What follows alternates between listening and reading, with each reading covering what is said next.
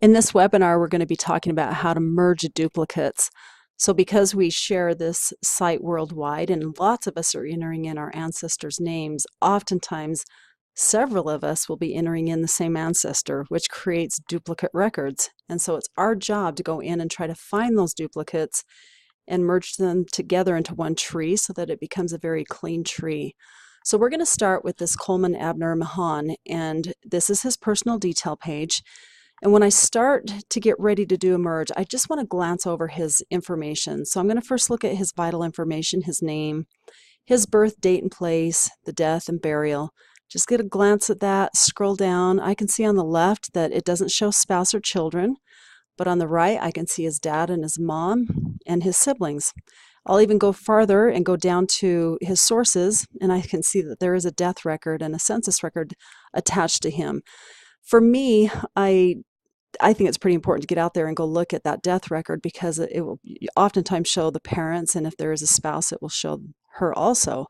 And so I'm going to open that death certificate up, and I can see on here that the father's name is Mahon and the mother is Augusta Dyer. And even down below, it states that there is a wife, and her name is Alma Farrell Mahon.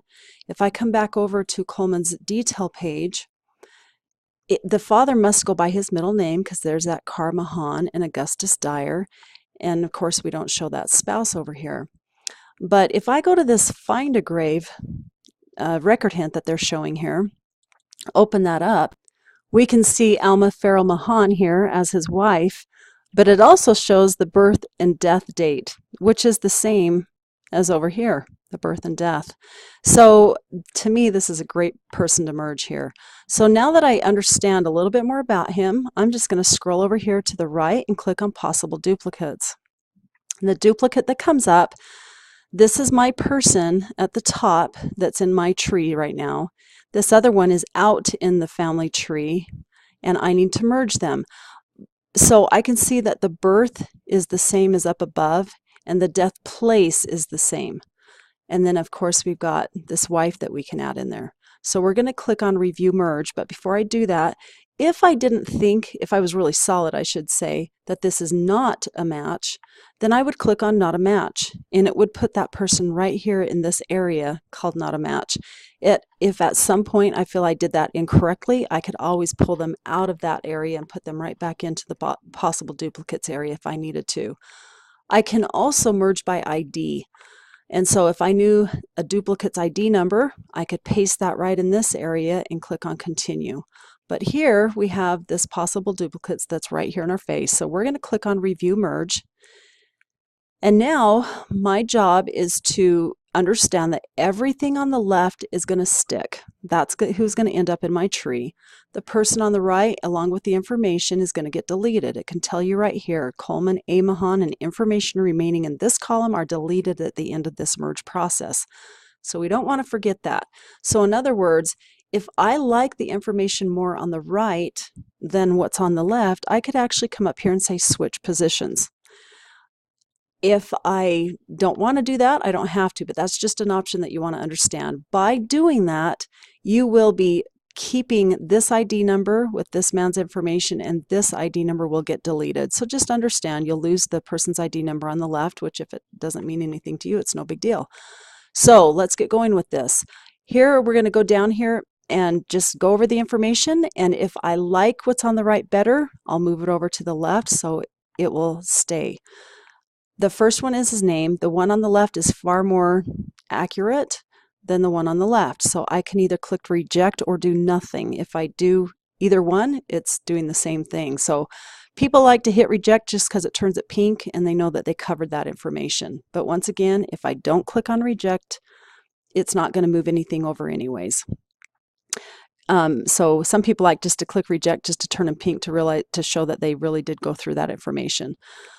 On the birth and the death, there's more information on the left, so I will keep what I have over there. Same with the burial.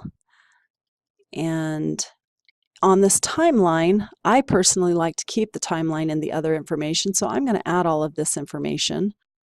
And anytime we're dealing with people, we add them over to the left. In this example, it's clear we want Alma to be over there because this is a new wife we're adding in there. But even if she had been a duplicate, and it's clear to see duplicates by the ID number, if the ID number doesn't match on the left and on the right, then you know it's a duplicate in the system. And it will still have the word add in there. And I still want to add duplicates because it will put that duplicate on my main person's detail page. If I don't add the duplicate, their relationship gets deleted, and then the duplicate over on the right is just going to be dangling somewhere out in the tree for me to go find. Sometimes I can find them easily, but other times it's extremely hard to find those duplicates. So remember, anytime you're dealing with people, always add people over to the left when it says add. Okay, let's scroll down. There's no more information, and so I would hit continue. But before I do that, we need to understand when it comes to sources, all sources, temple work, memories gets added over to the left by default. So we don't need to worry that any of that will get deleted because it doesn't. And then before I make that merge too, I just want to show you that we always need to have 3 good solid reasons that we're adding or that we're merging these 2 people together. Sometimes you can't come up with those 3 reasons, but if you can't, then you need to be absolutely sure that you are dealing with duplicates, and you can do that more with family relationships. But most of the time you'll be able to have 3 solid reasons. In this we have a number more, because just with the birth we've got the birth date and place, so that's 2 reasons there. And then we've got the death, the burial, that makes 5 reasons.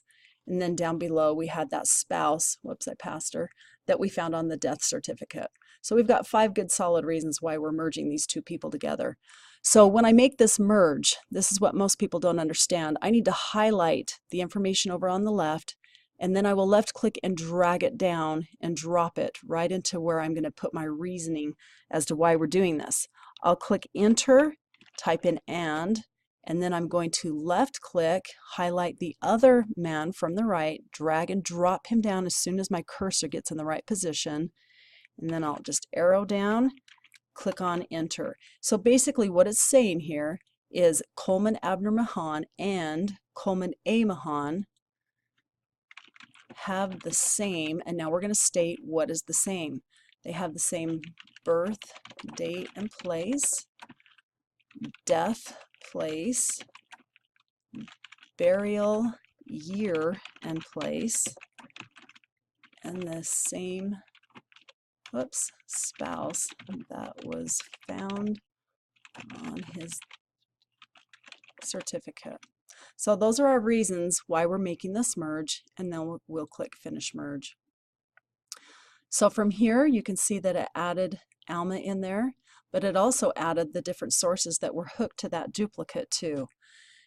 Now we can actually go back to this area of latest changes on this person, and we can go to show all, and in this area we can see why it's so important that we get the ID number to both people, because at some point it shows up here that this man was deleted. At some point you're not going to be able to find him in the system at all, and we don't want to lose that ID number in case we ever need to restore what we've done just now. So just be aware, you really need to add in the ID numbers to when you're making merges on both people. With this ancestor, this merge was actually pretty simple, and they can get pretty difficult. I will be doing a webinar on a much more difficult situation to help us understand how we need to work our way through trying to prove that duplicates really are duplicates, or maybe that they really aren't. So thanks for joining me today.